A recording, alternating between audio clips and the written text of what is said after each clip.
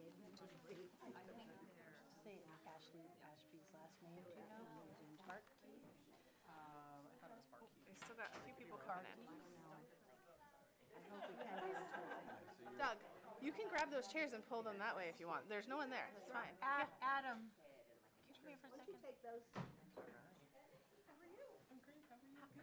How do you pronounce Ashby's last name? Barkey, okay. Good evening, everyone. I'm going to call the meeting to order. 7:01 p.m. Maria, do we have any adjustments to the agenda? We do. We have one adjustment tonight to add a nominee to item number 5 under teacher nominations. And that nominee is Ashby Barkey, B17, $81,935 for a CRMS 8th grade math teacher. Thank you. Do we have any public comments on items not on the agenda? Seeing none. Minutes. Can I get approval for the March 18th regular school board meeting minutes? I'll move that, but I have a correction. One of the women who spoke to us, Yes. who sent us that letter, we spelled her name wrong in the minutes. Oh. We spelled it B-O-W-E-R, and it should be B-A-U-R. Okay. Just for the future reference. So I moved the minutes. With that amendment. With that correction. Can I get a second? Second. All right. All those in favor? Perfect. All approved. We have 2 teacher nominations. Can I get a motion to approve Jesse and Ashby? So moved. Second. And just to let you know, their resumes are in the left-hand side of your folder. Any discussion? All those in favor? Perfect. And then we have some continuing contracts, both continuing and second-year probationary contracts. Anything you need to say about those? No. Okay. Can I get a motion to approve the continuing contracts? So moved. I can second. All those in favor? Perfect. And then stipends. So there are 4 stipend nominations. There's one correction to a name that Rick sent by email earlier that we just need to fix, but otherwise I think they're all set. So moved. Second. Do you have a question, Cricket, or voting? Oh, I'm sorry, I was already voting. I just wanted to make sure. It's just on autopilot. All right, all those in favor?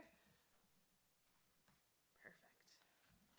All right, we've got through all those formalities. Now we get to do the fun part, the grade 4 ambassador program presentation. All right. We will need the TVs on for a slideshow. Let's see what I can do to make that happen. In the closet thing? Nope. Okay, that one went off. Are they on? Yes. Here, you can sit. We've got 2 chairs that aren't being used, right?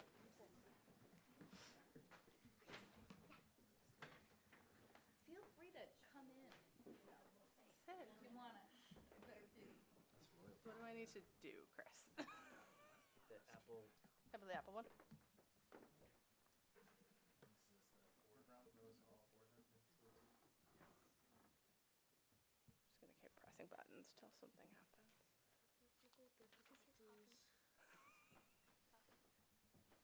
Our fill-in tech guy.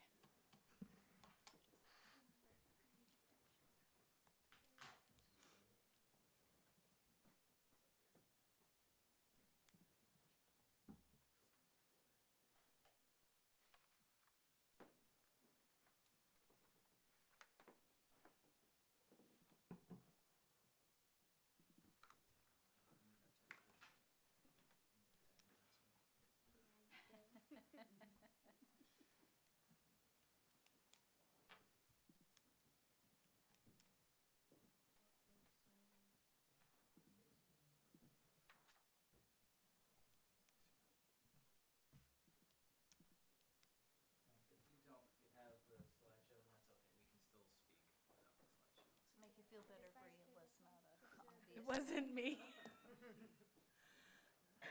Abdicated all tech responsibility at home, so I have none anymore. It's gone. I'm not certain it's gonna happen. Yeah, that's okay. We can move on without slideshow.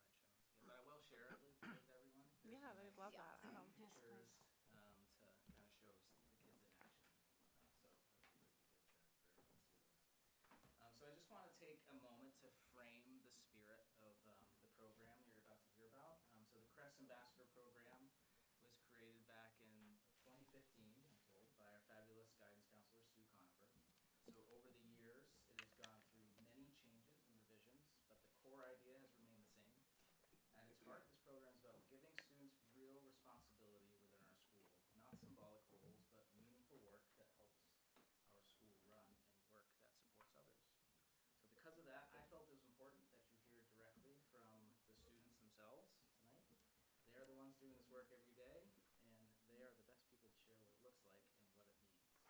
So with that, I'd like to turn it over to our three tonight. We're going to have four. We have three fourth grade ambassadors. Hi, I'm Rona Gagnon. I am Henry Simone Norton, but you can just call me Hank. Hello, I'm Elena Liberty. And Owen, you're starting us off, buddy. Good evening. We are fourth grade ambassadors at Crest, and we are excited to share how we help support our school. A fourth grade ambassador is someone who represents our school, builds relationships, and helps support our school community. As ambassadors, we are responsible and kind, and we work to make a positive difference in our school. We have different kinds of ambassador jobs in our school. Some ambassadors help our school run smoothly. For example, we help with tech support on the iPads and we create posters for events. We support younger students by helping in classrooms and playing with students during recess. Ambassadors also help take care of our school.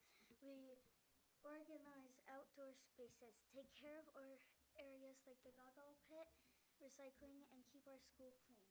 We also help people in our school and our community. This program connects to our school's priorities. It helps build belonging, gives students leadership opportunities, and supports responsibility and independence. It also helps create a strong school community where all students feel included and supported. This program shows that when students are trusted with real responsibility, they can make a meaningful difference in their school. It matters because it helps the community. When fourth graders do an ambassador job, like the PK job, they help inspire the young kids. I really like the community service with the church because every time we finished, we got a lot of thank yous. It made me feel warm inside. Ambassador jobs come with a lot of responsibility. You have to show up to your job every day.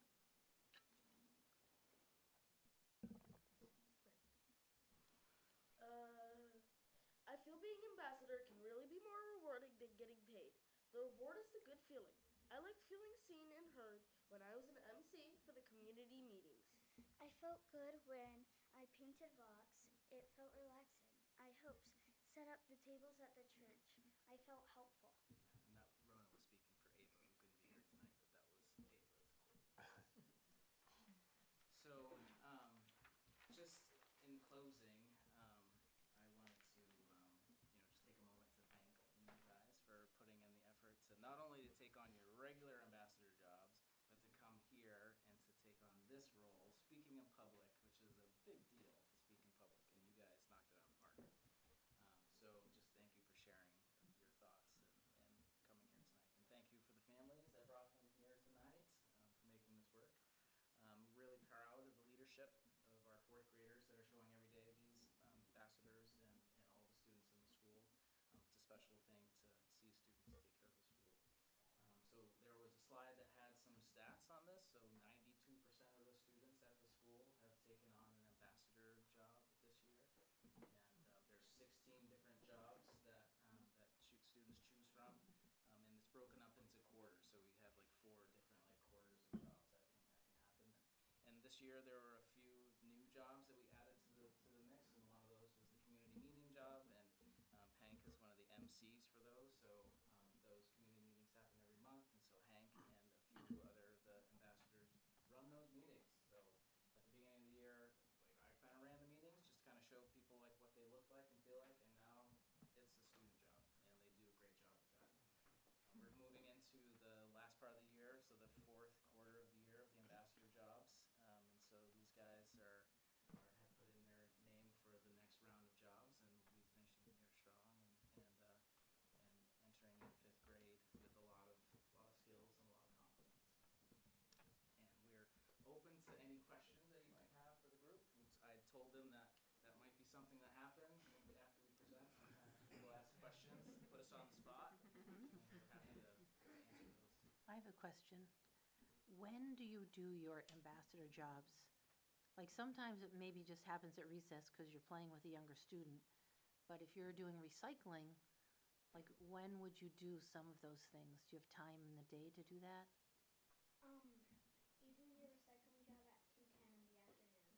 Mm-hmm. It's the end of the day. Got the time. Yeah, he does. But like sometimes it's before school too, right? Depending on the job, like pre-K helper is usually Yeah. before school. It's Because I know at you did that, Rona. Yeah, so you gotta get there early for that. Yeah. As well. It takes some time to get there. And MC is kind of just like anytime. When the event is happening. Yeah, we have those meetings, and then we work out the script before the meeting and practice it, and then we go down before the show and practice with the microphone and do all that. So, can you guys tell them some of the other jobs, perhaps? Like maybe list off a few that come to mind. Well, there's also the there's adult organizer. There are just the jobs that just help all the younger students, like From second grade and down. And there's a gaga ball pit in our playground, and people volunteer to help clean out and push away the rocks. It's good for safety. Yeah, that's important. What's the special Friday morning one that's gonna be tomorrow morning? Cape Crusaders. Yeah, that's special. Wanna explain what that is? So Cape Crusaders are basically people who deliver capes to the younger kids, and capes are gained when you get a crest fish, and when you get a crest fish by doing something good, and they put the crest fishes in like a bowl and pick a random one, and the kids that got picked get a cape for either great responsibility, kindness, or self-control. And it's not just the younger kids, it's from 4th grade. It's the whole school can be picked. Yeah, but younger kids as in people in elementary school. Yes. That's an important job. Any other questions? Rick? My question is, this can be any of you, whoever is quickest off the draw to raise your hand. Who has a good story about a time when it felt really good when you were able to help a younger student, whether it was say a kindergarten? There you go. I felt really good when I was reading out loud to a few younger kids in my pre-K helper job. Do you remember what book it was? 2 books. It was of Piggy and Gerald, and Classic. I didn't finish one of the other books I had to go, but I can't remember. It's something about a bear. Something about a bear. Those are great books. Thank you. Rona's been amazing. Cricket. I was just wondering, Mr. B said that most of the 4th graders participate, 92%. Is there like a selection process for getting to be an ambassador or getting to do different jobs? Well, there's this little meeting in 4th grade, 2 classes at a time, and Mrs. B and Mr. B, they tell us like if there's new jobs, and then when we get to our classrooms, they hand out these little papers and you sign 1 through 3, and there's like a bunch of jobs. You put your first one that you really want to do, and then your second and your third, and then you might get selected for it, but usually all kids would get a job at different parts in the school year, and that's just how they kind of select it. Yeah, the kids that, and it's not 100% because some of the kids have like opted out of doing those Okay. doing the job. Yeah, so that's you're pretty much guaranteed of getting something during those four rotations. Nice. But 100% would be a good goal for next year. Can you each tell me what your favorite job is? Or even if you haven't had it yet, what's the one you want the most? Oh, Nancy can go first. that definitely has to be MC. I mean, like, I really like being good getting at all the attention. Perfect job. see you being very good at that, so I can appreciate that. Owen? I like the recycling. I've done it 3 times in a row. Nice. He does a great job. That's great. I really like helping out with the younger students, but I really enjoyed the pre-K years. They made my day every time. You're a teacher in the making, I think. Yeah, I know. I know. Great, thank you. Any other questions? Okay. Thank you, guys. guys.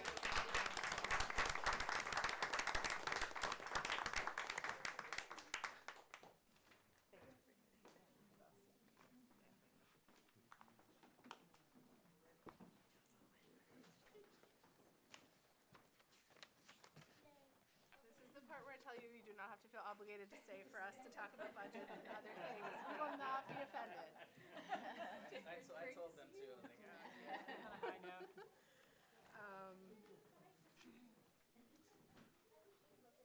Moving on to less exciting things, approval of the fiscal year 27 Camden Rockport Schools budget. Want to say anything about that, Maria? Sure, the latest requested budget is in your packet, starting on page 9 of your packet. The changes that were made at the last board meeting are reflected in the budget. And so you'll see on the total expense page, which is on page 11,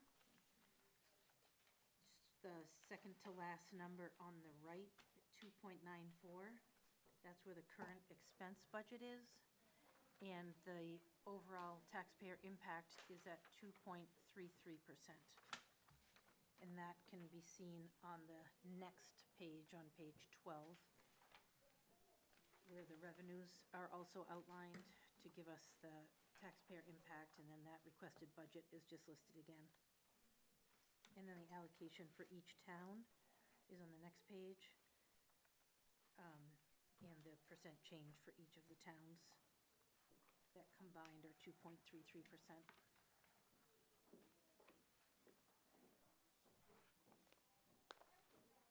Any questions before we move to take a vote?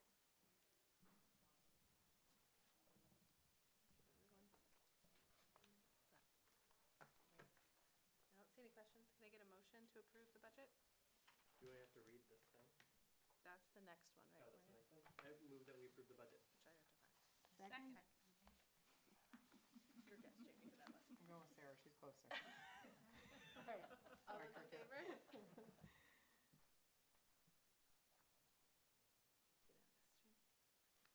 Marcia didn't vote, was that on purpose? I voted. Sorry, I voted earlier. She did, she just put her I'm hand up. really bad with this job, I need to go slower. Watch video already. All right, item eight, vote to call and approve the warrants for the budget meeting and the budget validation referendum, and to authorize the notice of amounts adopted. So I'm going to read the motion.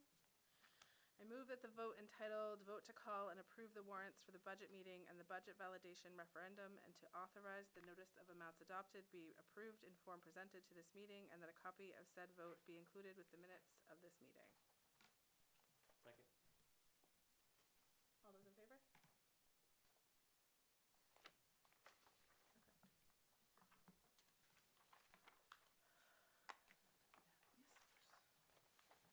Board chairs report. The one thing I put in here and wanted to note is that we have our budget meeting on May 11th, which is a Monday. Our SAD one will be at 6 p.m. and then we'll move on to the CSD at 7 p.m. That's a really important meeting that we've been trying to help the public understand the importance of. So we have people come and vote to put everything forward.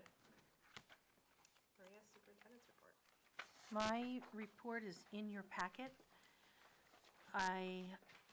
The annual report is going to be in mailboxes sometime in the next few weeks, which will be exciting, in preparation for that May 11th budget vote. I don't think there's anything else that I wanted to highlight. I don't know if anybody had any questions for me.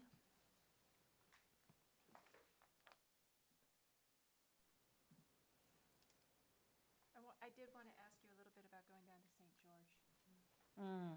because that sounded really, really cool. Yeah, I've been wanting to get down there since it opened.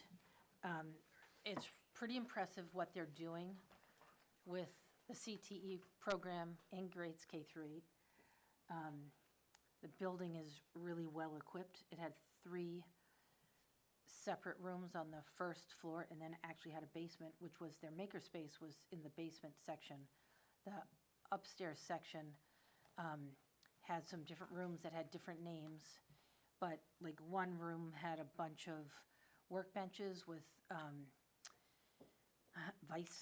vices where kids did a lot of work. Like I saw a project that a 6th grader had done.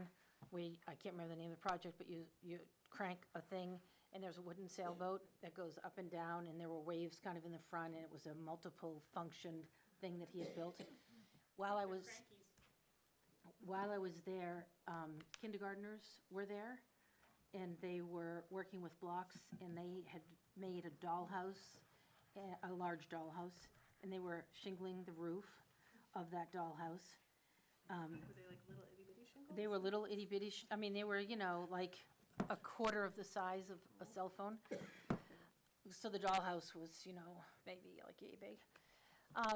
And I had a tour from 2 6th graders and a 4th grader. The 6th graders, we went into a room where a lot of the power tools were. And there was, a bandsaw, sanders, drill press, all kinds of different things. And those students who were really into this all use all that equipment on their own. So they've all been trained. They also, again, they were very eager, 6th grade boys in particular.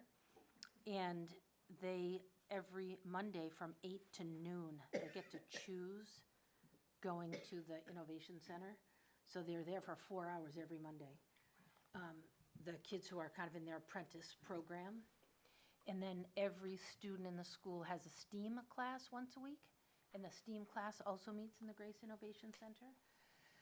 So they're doing a lot of really interesting projects. While I was there, Danny Solomon was there with his crew of former high school students. Maybe some of them are current, I don't know, but it was during the school day, so I'm assuming they've graduated. And they were building a shed out of reclaimed materials for the Innovation Center. So that was kind of a nice full circle moment for him to be there doing that with our former students. And they just have a lot of very interesting things going on. I also saw a project that a student who's graduated from high school now did at Midcoast. That was, I can't remember how many, like tens of thousands of spoons, I think. It was this dragon that, is sort of the dragon of St. George. Yeah. And it was made out of spoons and other things. It was absolutely amazing. So there are a lot of things. One of the things that I took away, I actually took some pictures of it because I thought it was a great idea. They had, I just think this is a great idea for all of our schools potentially to do, in addition to just what they were doing. Content-wise was great. But they also had posters up of a number of graduates from St. George, but the students had graduated from high school, highlighting what they were doing in their careers. They were all young, in their late teens or early 20s, highlighting what they were doing for a career and sort of the impact that their CTE programming had on them, which I thought was a really nice thing for younger students to be able to look at those posters and read and relate to kids who had gone to St. George and look at what they're doing now. So it was a really good visit, and I think what they're doing there is a great example of what you can do with quite young students, revolving around, learning how to do a lot of things with your hands and building and fixing and thinking about the trades. Thank you very much. Yep. Any other questions? Maria, are there parts, obviously they have a different facility, different programming, but are there parts of that you think we should be paying attention to here and replicating here? I know Megan has been down there, and I'm just kind of curious. Yeah, I mean, Megan has been down there, and, I think she's incorporated some of that. Katie would know better. She's got that maker space. She has some tools. I think they're all hand tools that we've got down there. I also thought it for our middle school age group. I do think that, it was clear the excitement in these sixth grade boys of the opportunities that they had to do something that was a little bit different. And I think, and actually it was two sixth grade boys and a fourth grade girl who were my tour guides. But I do think that there are opportunities for us to do things that might be a little bit less traditional than the traditional academic programming. Not that we're not. I mean, we do a lot of hands-on stuff, outdoor, PBL, we do a lot of stuff, but not a lot of it is focused on building and creating some of those things. I mean, I wouldn't say creating, because we do create a lot of interesting things in our PBLs, but I do think that there's space for that. We've talked about it for years. I mean, Kate and I have had many conversations about an alternative program. I personally think at the K-8 level, some kind of alternative pathway for students for whom typical school just is not that well suited to them. And I think for some kids, programs like that save them in their schooling experience. I recognize we're a district that does a lot of things already, but I do think it is worth thinking about ways that those things could potentially be incorporated, you know, in some way, shape, or form. Because I think it's pretty transformative for those kids who are at that school. Marcus? And just a note, I mean, they had a lot of great programming like this even before they built that center, right? So it can be integrated Yep. without having Yes. to go that extra mile in terms of what they built, which expands it more, obviously, but just so it can be done for regular school too. Yeah, I mean, when we built the middle school, we built a makerspace space that's adjacent to the library that I think could be more fully utilized for its intended purpose, that could address some of that need as well.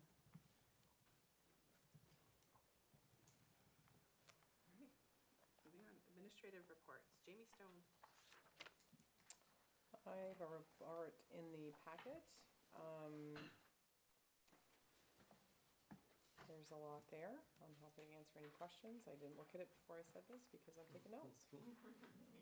Rick? I saw the bullet point about the MOU with People Place. Can you just elaborate on that, please? So I'm glad you said that because that's changed since the last I wrote this. I'm just scrolling through a couple documents. Hold on a second.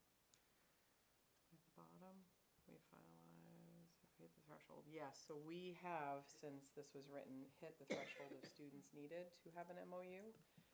So I'm meeting with Sessa tomorrow actually to go over the MOU. And I think she's got a few questions about some things, and the hope would be to sign it and move forward. And we would have 4 slots at People Place next year for students that we would work to place. And maybe we'll fill all those spots, maybe we'll at least fill a couple of them. It will depend on the needs of the families and also the needs of the students. Okay, and under the MOU, I know that there's, what early discussions reflected, but will this be a per student charge, or is it, okay. So in the first year, we agreed to hold 4 slots, and the slots are each about $15,000, so it's a $60,000 cost to hold that space. So if students move in to the district after we've begun and we are full, then we would be also able to take an empty spot. We might still have a People Place for a student. The expectation being that we would be able to offer universal pre-K, so house any student who is in our school system who meets the criteria and comes to us at any time. Okay, so if a 5th student came in, it would be another 15,000 would go to People Place? If we had no space, we could consider that, yeah. Right, I'm sorry. The placement that would, a new person came in and we couldn't handle them in-house at Crest. And every additional student, in other words, at People Every Place. student is a $15,000 cost, yes. Thank you. Yep. We have built-in buffer in our own classrooms. So it's not as though we're full and we're using those and anyone else would need to add on to that. We're full with built-in buffer for new students coming in. Thank you. Jamie, I had a question about your first bullet under the experiential goal 2, where you met with some of the local curriculum leaders from neighboring districts, and obviously the declining enrollment piece came up. And I'm just curious if there's any takeaways you can share, maybe beyond the obvious, but. Yeah, I mean, I think one of my takeaways were many of our neighboring districts are in a much more dire situation than we're in. They are talking about, Belfast is talking about closing schools. I mean, so we were having conversations about how people are managing that change and the communication plans. We also talked a lot as the curriculum and instruction people about alternative models of instruction. So when you go from, like in the middle school, a typical 4-person team, you can go to 2-person teams or humanities teachers instead of separate social studies and literacy. So we talked a lot about the models in the different schools. And then, that delicate conversation about, how many students do we decline before administrative leadership structures change at the school level? Because Belfast is really going through that right now with their closures, because they're talking about like one administrator possibly overseeing multiple schools. And so, and often assistant superintendents are supports to those people. So we're just talking about like how far is too far before you can't maintain the level of quality and support that's needed at the school level. So it was good to hear other people's strategies and how they're handling things, and their cuts are significantly large large numbers of positions and school closure, building closures. So maybe, I mean, my thought about that is like we need to do a good job in projection. I think we should be talking to our staff about, we have some people who are clear about their retirement plans and see where there's opportunities for people to, for us to capitalize on that instead of having to eliminate positions at times. And it doesn't always work out, but I think it's a good thing to talk about, in the next couple of years and then long-term, the next 5 years, so. Yeah, just a note that I think is important for the board to know. It's looking very likely that kindergarten enrollment will be significantly less than we anticipated it being for the next couple of years. So I personally think we need to be bracing for a larger enrollment decline than I have been projecting. And it's just something to keep in mind, that I just think we do have new housing going in, which could offset some of the decline we've experienced, but we are anticipating, my best guess is that we'll probably be around 35 instead of 45 incoming for the next couple of years.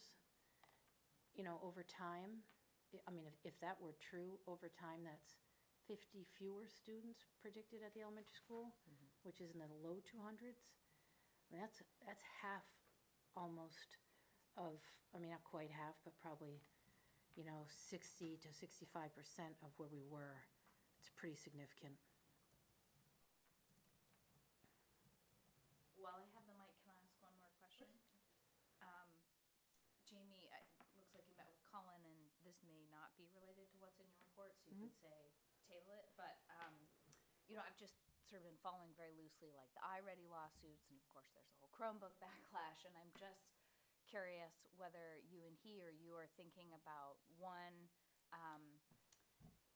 any privacy questions that we have around the technology and the programs that our students use, and whether we need to sort of re-inventory those and make sure everything is good. And then two, just, I don't know, how that's playing into how you're thinking about use of technology in our schools. Sure.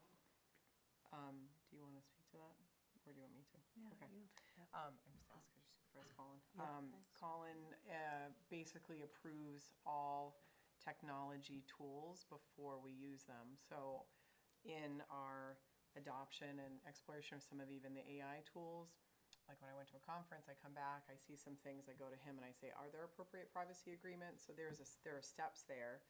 One of the challenges is everybody has a computer, everybody has an email who works for us, and sometimes people jump and get into things before. But staff have had, review of the policy and training around, like, we don't ever use private student information. Students aren't allowed to sign up for and use AI-related tools, again, without some type of clearance at the district level. You know, can we guarantee that that does not happen ever for an individual student? I think that's probably impossible. There are a lot of firewall systems that Colin has put in place. And it takes maybe 24 hours to give us an answer on a tool specifically. He's very thoughtful. I also would say we're not looking to grow the use of technology tools without a lot of analysis. I think we're not in the space of, you know, trying to replace instruction with technology. We are at the middle and the high school level looking a little bit into more of the self-paced intervention tools that students need, especially in mathematics, which is probably the one piece I brought back from an AI institute. And then the team that went this past week to Portland have already come back with some ideas and questions. For the most part, people are pretty thoughtful about what we're putting in front of students. If anything, I think our teachers are more of our users right now. And if it makes their life more efficient, that's excellent. But we're not trying to replace instruction at this time. So, and part of the hope with the group that went to the AI conference was just to have a group of teachers who are, you know, on the ground with kids, being able to talk with us about our policies and our practices. As things are moving fast, are we considering them as they move fast? Yeah. Thank you. Yeah. Mm-hmm. Any other questions? All right, Jesse Yates, Special Ed Director.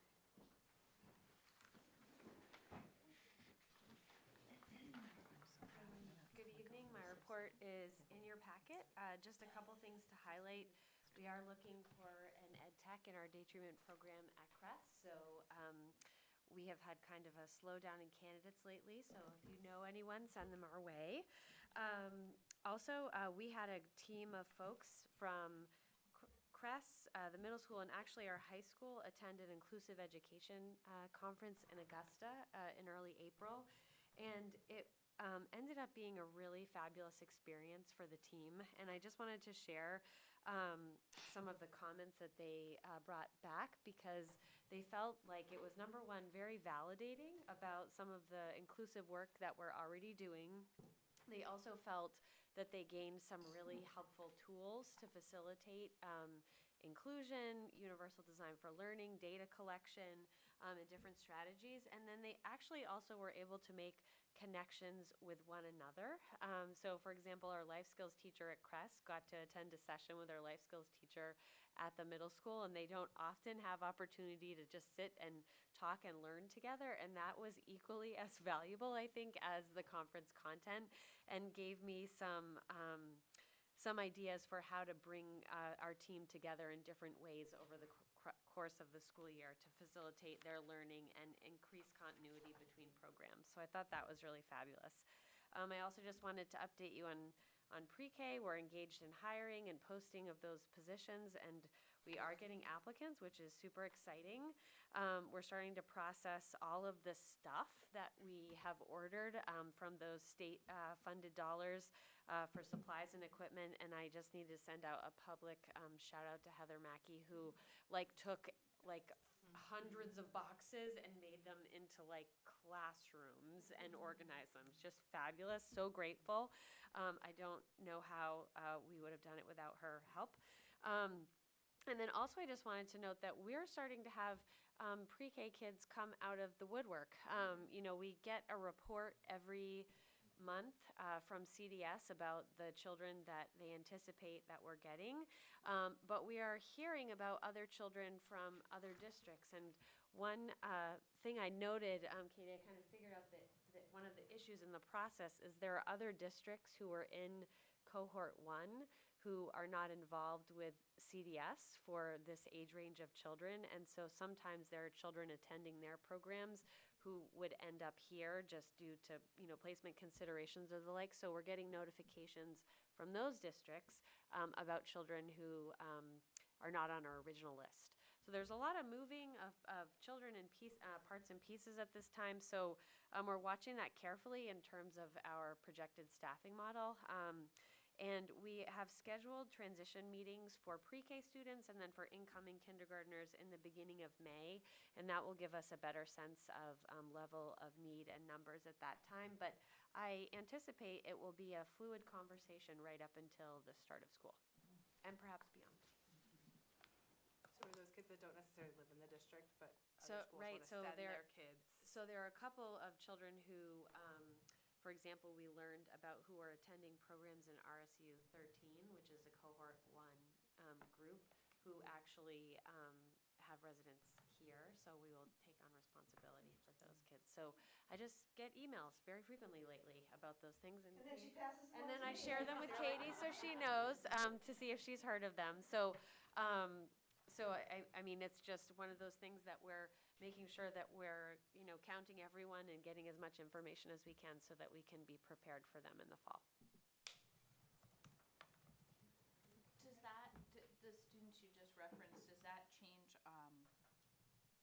my recollection of the projection of maybe 6 to 8 students who would have IEPs or Right, special education services? so we had, and on the other side of it, some of the children we know about are not showing up because they are moving as well. So I would say probably with the 2 incoming, we're netting 1, because we had another child move. So we are kind of increasing a little bit, but not such that we need to suggest a staffing model change at this time. But if we get lots of others, perhaps we would need to talk with the state about additional resources.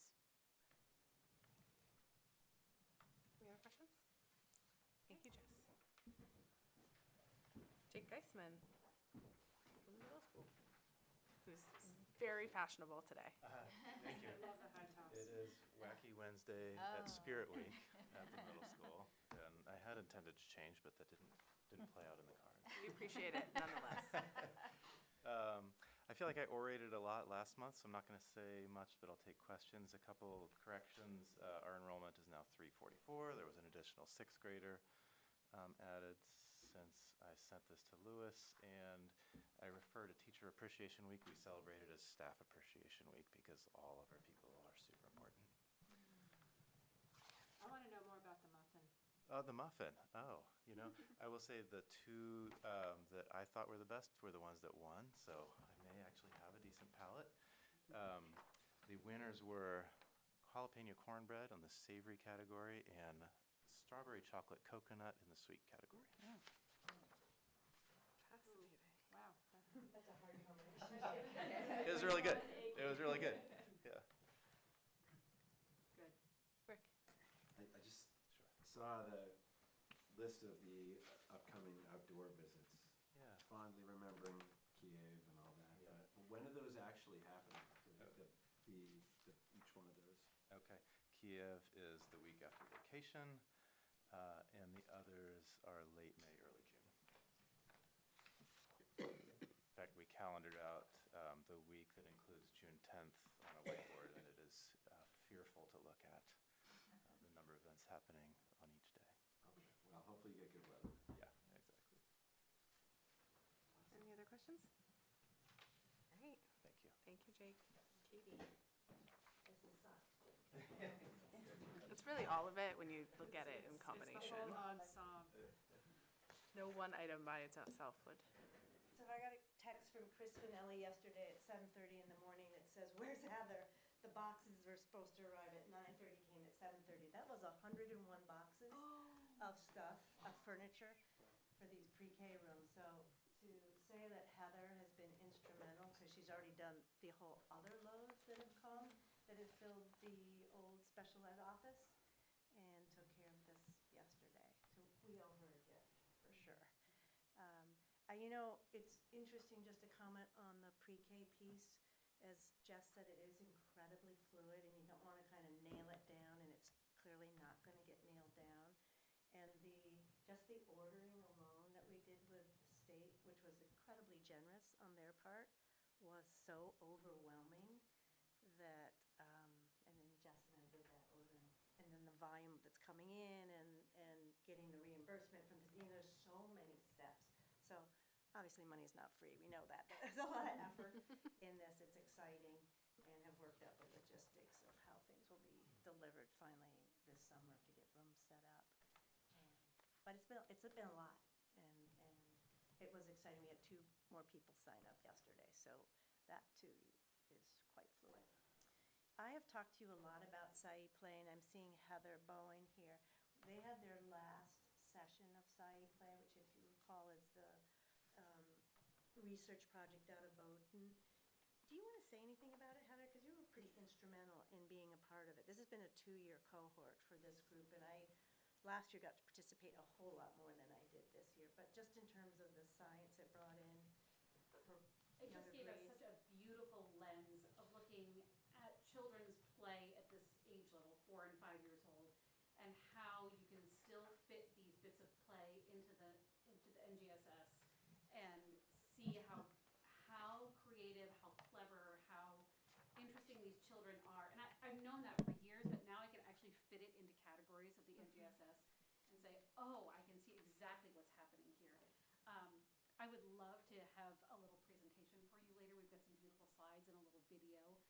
So at some point, I'd love to do the whole thing for you all, because it's been an absolutely enriching experience. And it's given me a lot to think about. And for people who have not been as involved in the outdoors, because we've had other teachers involved, they're just like, oh my gosh, I can do this, I can do that. And I think a lot of this year was how do you observe what kids are doing and see and tweak it just a little bit so that you're getting more out of the science piece has been really, really powerful. When I ran into pre-K today, I was coming out and they were coming back, and they come running out and they go, we found scat!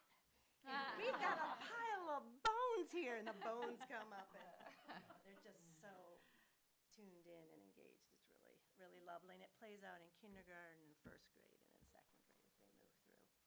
As Jamie mentioned, I as well, we're really refining the PD for EL next year, working hard. We found a model that worked very well for us. It was sort of towards the end, which is to have the coach come for 2 days back to back. One, it's cheaper because we're not paying for their travel, and then to have them do walkthroughs with us in the morning, and then they see what's happening in that moment in the classrooms, and then they go and coach at each grade level. So we have arranged for 4 sets of that, which next year, which I think will be super powerful.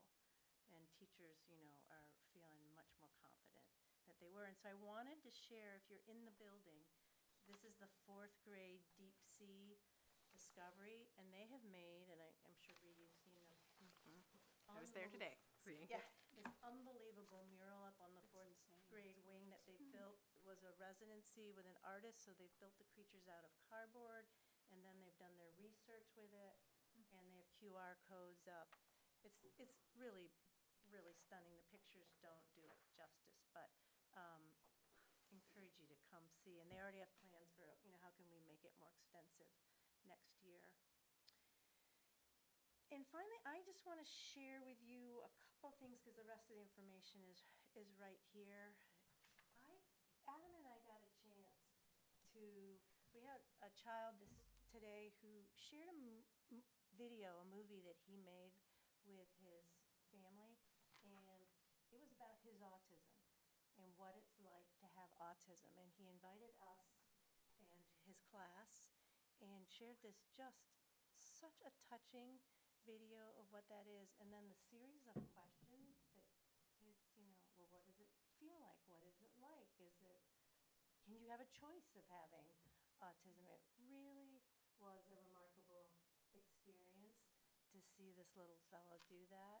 And I think, and Sue Connor was instrumental in having this, as was the family, and they wanted to share it with the kids. And it just was that moment where I was like, oh, this is so organic, and having a child share that piece and kids be curious.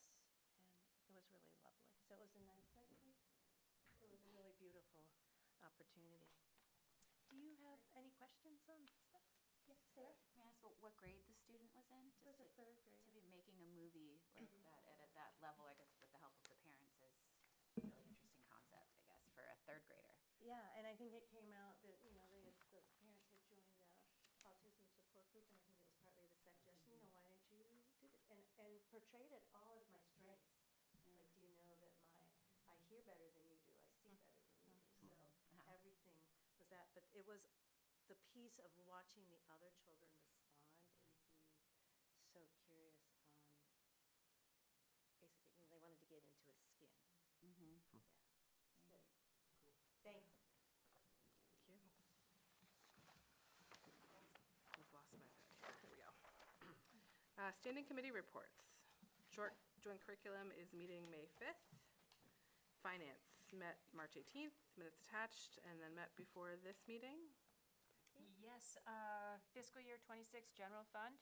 Our target's based on 20 of 26 payrolls through March 31st.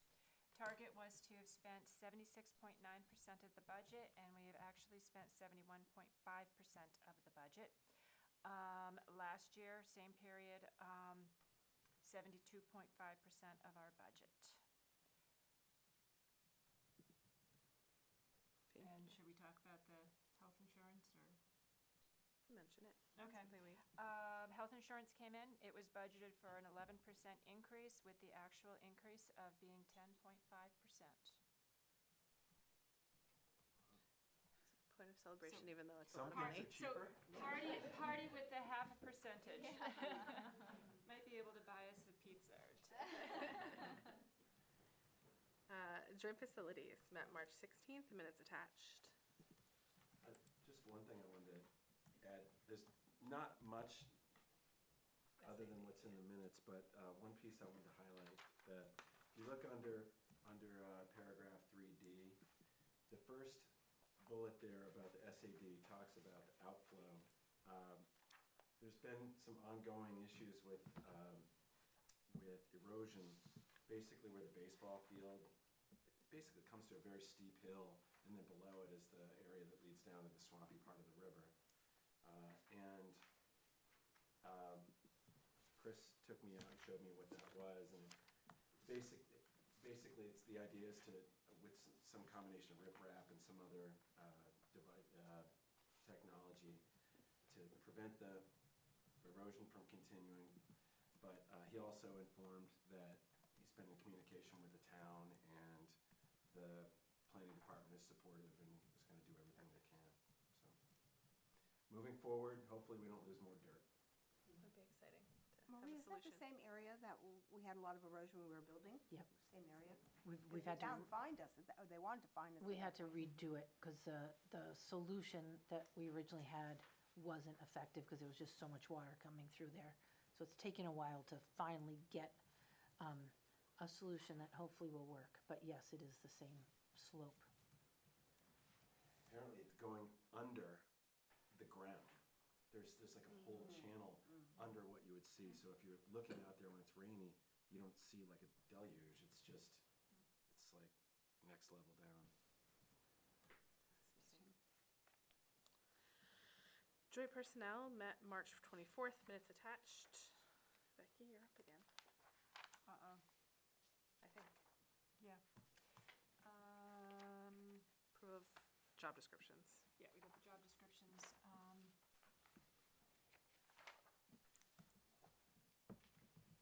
Going. Anything you want to say about any of them?